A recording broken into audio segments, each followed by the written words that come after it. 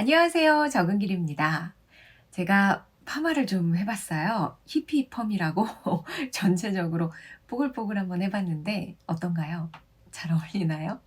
다음에는 앞머리를 좀 짧게 잘라볼까 하는 생각을 해보고 있습니다. 네.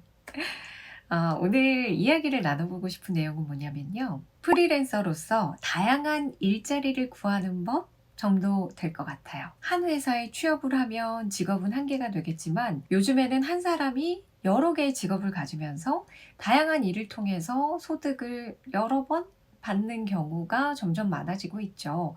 이를 엔잡러라고 부르기도 하고요. 실제로 저도 그렇게 일을 하고 있죠. 되게 오랫동안 월급을 받는 직원으로 살다가 처음에 프리랜서가 되겠다라고 생각하고는 사실 되게 막막했어요. 어떻게 일자리를 구하지? 나는 이런 일들을 할 수 있는데 어떻게 이런 일들을 다 하면서 돈을 벌 수 있을까? 도대체 그렇게 돈을 벌고 있는 사람들은 어떻게 처음 시작을 했을까? 되게 여러 가지 궁금증이 생겼거든요. 근데 실제로 그걸 콕 집어서 알려주는 사람이 있지는 않았어요. 저도 맨땅에 헤딩을 하듯이 그렇게 하나씩 알아간 방법들인데 이게 정답은 아니라고 생각합니다. 그저 제가 이렇게 실행을 해보고 나름의 결과값을 얻은 저의 경험인데요. 그래도 저의 이러한 경험이 누군가에게는 도움이 될 거라는 마음으로 이야기를 해보려고 합니다. 나에게 꼭 맞는 일자리를 여러 개 구하는 방법. 이건 딱 하나만 기억하시면 돼요. 나를 알고 나를 알린다. 이것만 기억하시면 내가 하고 싶은 일이 뭔지를 알 수 있고, 그리고 내가 그 일을 어떻게 구할 수 있는지 방법을 자연스럽게 찾아가게 되는 것 같아요. 일단 첫 번째 단계죠. 나는 어떤 일을 하는 게 좋을까? 이거는 저의 다섯 번째 책, 나 혼자 벌어서 산다 라는 책에서도 제가 좀 구체적으로 밝힌 바가 있는데요. 일단 동그라미를 딱 세 개만 그려보세요. 그리고 그 동그라미에 이름을 각각 따로따로 붙여주는 건데요. 바로 할 수 있는 일, 잘하는 일, 하고 싶은 일입니다. 할 수 있는 일은 내가 이걸로 꼭 돈을 벌고 싶은 건 아닌데, 근데 할 수 있는 일, 여러 가지 있잖아요. 이를테면 내가 수학과를 나왔다. 그러면 수학 과외도 할 수 있는 거고, 내가 외국어를 잘한다. 그러면 뭐 통번역 아르바이트도 할 수 있는 일의 범주에 들어가잖아요. 온라인에서 소통하는 걸 잘하는 분들은 뭐 블로그 하기, 인스타그램 키우기 이런 것들도 할 수 있는 일의 범주에 들어갈 겁니다. 그리고 잘하는 일의 범주는 약간 다른 부분인데요. 이거는 남들과 비교했을 때 내가 월등히 잘하는 거, 그런 걸 골라주시면 돼요. 예를 들어 영화배우 메릴 스트립이 청소를 잘한다고 쳐요. 하지만 그녀는 청소보다 연기를 월등히 잘하잖아요. 그러면 같은 시간을 들여서 일을 했을 때 청소를 통해 돈을 버는 것보다 연기를 통해 돈을 버는 게 훨씬 더 많은 가치를 창출하죠. 그리고 세 번째 카테고리인 하고 싶은 일에는 현실 가능성 이런 거 전혀 생각하지 마시고 그냥 하고 싶은 일을 막 적어 보시는 거예요. 저 같은 경우는 노래, 음악 이런 걸 잘하지도 못하고 작곡하는 능력도 없지만 저작권료 받기 이런 거 되게 하고 싶어서 그런 것도 막 써넣어 봤었고, 그리고 글 쓰는 일 제가 계속 하고 싶은 일이어서 책 쓰기, 글 쓰기 뭐 이런 것도 써 봤고, 어쨌든 현실 가능성 이런 걸 다 떠나서 그냥 하고 싶은 일을 막 적어 주시면 돼요. 진짜 비현실적인 일이어도 상관없습니다. 이 세 가지의 원에 겹치는 부분이 있을 거 아니에요? 그 안에서 나의 새로운 일자리를 탐색하면 그 일을 하면서 돈을 벌 때 만족감이 높아진다는 생각이 들더라고요. 제가 유튜브를 하기로 결정했던 것도 이 세 가지의 공통된 점들이 있어서였거든요. 일단 할 수 있는 일. 저는 지난 10년 동안 아나운서로 방송국에서 활동을 했었기 때문에 방송할 수 있다. 라고 생각을 했고, 잘하는 일에도 방송이라고 생각을 했던 건 그래도 제가 10년 동안 월급을 받을 수 있었다면 잘하는 일이었다라고 생각을 하기로 했거든요. 그리고 하고 싶은 일, 전 계속 방송하고 싶거든요. 그래서 이 세 가지를 고려해 보니까 방송국에서 나를 섭외해 줄 때까지 기다리는 것도 방법이겠지만 그냥 내가 지금 당장 할 수 있는 내가 만드는 방송을 하는 것도 방법이 될 수 있다고 생각해서 유튜브 하게 된 거예요. 그리고 제가 글쓰기, 책쓰기 이거 되게 하고 싶다고 말씀드렸잖아요. 저작권료 받기도 하고 싶다고 말씀드렸고요. 근데 여러분 그거 아시죠? 저작권료는 작곡한 사람뿐만 아니라 작사를 한 사람에게도 돌아가는 수익입니다. 그래서 내가 음악을 만들 수는 없지만 글 쓰는 것도 할 수 있고 그래도 책을 9권 썼으면 잘하는 범주에 드는 거 아닌가?'라는 생각도 들고, 그리고 저작권료도 받고 싶으니까 '그래 작사가 도전을 해 보자.'라는 생각을 했던 적이 있어요. 저는 지금도 작사가 되게 하고 싶은 저의 꿈이고 아직 포기하지 않았습니다. 그리고 실제로 제가 이 일을 어떻게 도전을 했냐면, 여기서부터가 이제 2 단계로 넘어가는 건데요. 나를 알고가 이 세계의 원을 파악하는 단계였다면, 이제 나를 알리는 단계에 들어가야 되겠죠. 내가 뭘 하고 싶은지, 뭘 할 수 있는지를 알았으니까. 이건 한마디로 그냥 소문을 많이 내고 다니는 거거든요. 저는 작사가가 되고 싶다고 정말 많은 사람들한테 말하고 다녔어요. "나 작사가가 너무 하고 싶어. 작사가는 어떻게 하면 될 수 있지?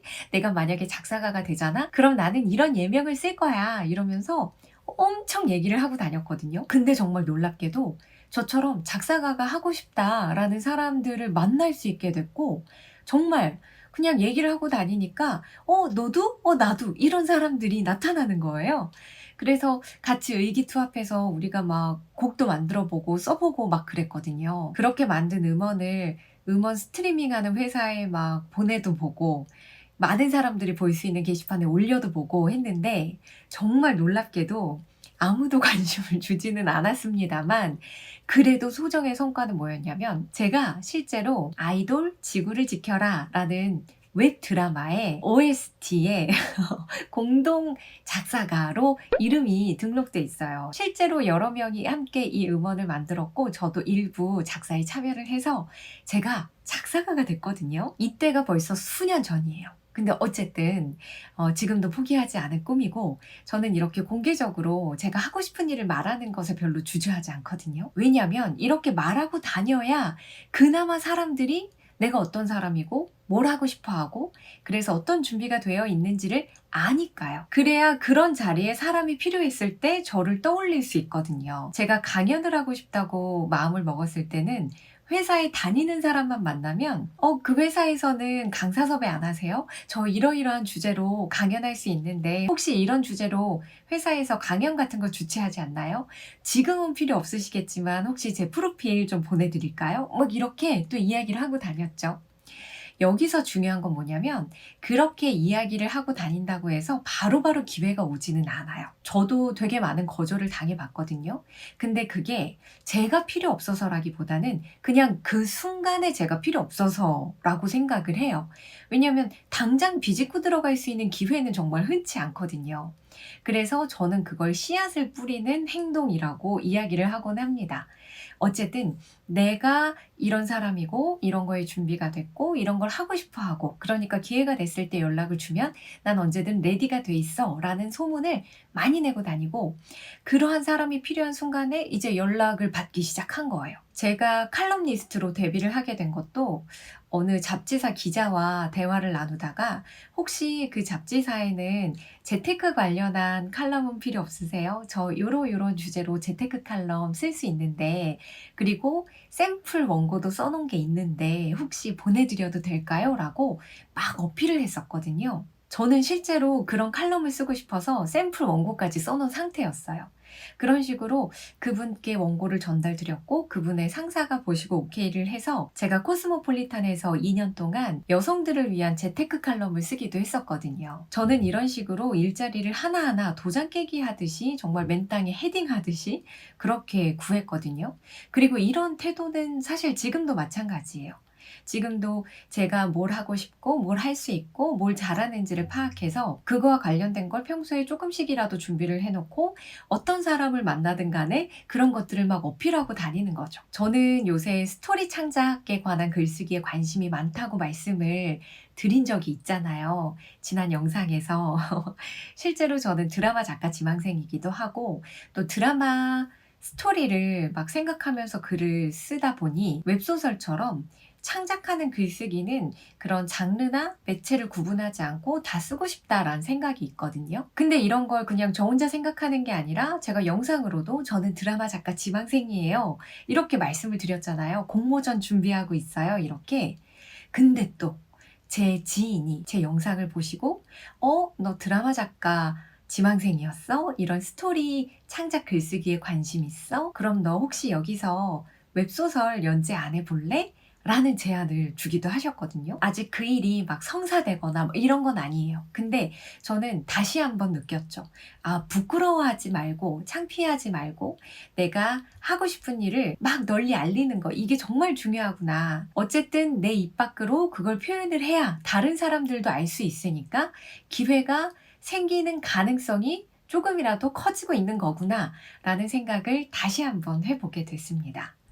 그래서 여러분께 드리고 싶은 말씀은요. 여러분이 하고 싶은 일, 잘하는 일, 할 수 있는 일, 그런 거 조금도 부끄러워하지 마세요. 하고 싶은 게 없는 게 문제지, 하고 싶은 게 많다는 건 전 정말 좋은 일이라고 생각하거든요. 그러니까 그 일들을 그냥 막 여기저기 알리고 다니세요. 그리고 알리는 것과 동시에 조금씩이라도 준비를 해 놓고 계세요. 어떤 식으로든 기회가 왔을 때 나를 어필할 수 있도록. 저는 이게 엔잡러가 일자리를 구하는 방법의 모든 것이라는 생각을 합니다. 그리고 이 과정에서 중요한 게 하나 있어요.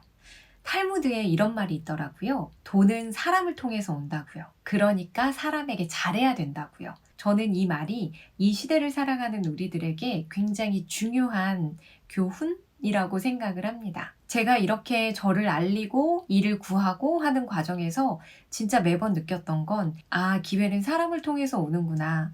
어떤 식으로든 내가 잘, 착하게, 올바르게 지내고 있어야 하는구나 라는 생각을 합니다. 그래야 결정적인 기회가 와도 좋은 평판으로 그 기회를 잃지 않을 수 있다고 생각을 하거든요. 혹은 그렇게 내가 쌓은 덕으로 좋은 기회를 얻을 수도 있는 거고요. 그러니까 삶의 태도는 올바르게, 나의 꿈은 확실하게, 그리고 나를 알리는 일은 널리 그렇게 세 가지만 기억하시면 좋지 않을까 싶습니다. 우리 모두 하고 싶은 일을 통해 즐겁게 돈을 버는 그날까지 힘내요. 오늘도 화이팅!